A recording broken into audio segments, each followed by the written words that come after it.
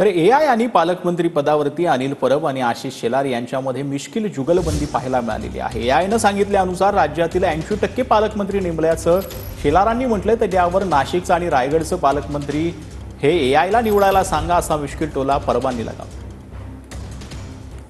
एका बाजूला मुख्यमंत्री महोदय होते, दादा होते, दादानी माझ्या कानात सांगितलं काय होतंय, म्हटलं 2 मिनिटात सोल्युशन देतो।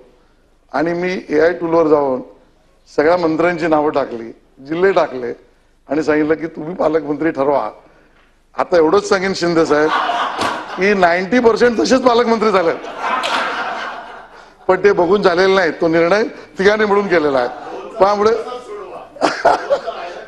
तो एआय पण सोडवू शकत नाहीये।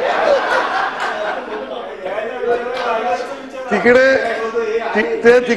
एआय नाहीये परब साहेब, तिकडे एआय नाहीये, तिकडे एआई असं आहे। त्यामुळे नाही, तिथे आईना की बाई नाही।